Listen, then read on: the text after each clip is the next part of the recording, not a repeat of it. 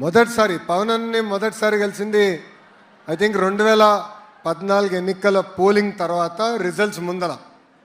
ఆ రోజు హైదరాబాద్లో గౌరవ ముఖ్యమంత్రి చంద్రబాబు నాయుడు గారు పవనన్ని భోజనానికి పిలిచారు. అప్పుడు కూర్చుని ఫస్ట్ టైం నేను ఆయన చూస్తాం, దాని ముందర ఎప్పుడు సినిమాల్లో చూసినవాడిని. సో ఫస్ట్ టైం రియల్ లైఫ్లో చూసా.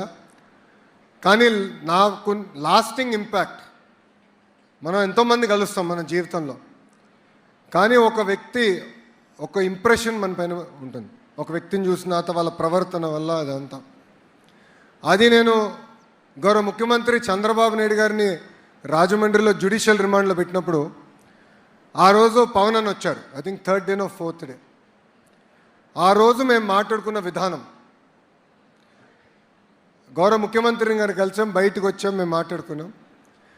ఆ రోజు ఆయన వచ్చి నన్ను పలకరించిన విధానం, మా కుటుంబానికి అండగా నిలబడిన విధానం నా జీవితాంతం నేను గుర్తుపెట్టుకుంటాను.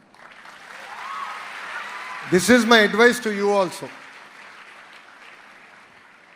మంచి రోజుల్లో అందరూ ఉంటారు, అన్నీ బాగా జరుగుతున్న సమయంలో అందరూ ఫోన్ చేస్తారు, అందరు ఇంటికి వస్తారు.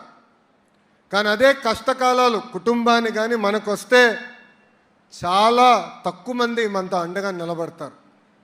ఎవరైతే మనతో అండగా నిలబడ్డారో, కష్టకాలాల్లో ఎవరైతే మనకు అండగా నిలబడ్డారో వాళ్ళని జీవితాంతం గుర్తుపెట్టుకోవాల్సిన బాధ్యత ఇక్కడున్న యువతందరి పైన ఉంది. మీరందరూ అనుకోవచ్చు జీవితంలో కష్టాలు ఉండవని, మీరు ఇంకా యంగ్స్టర్స్.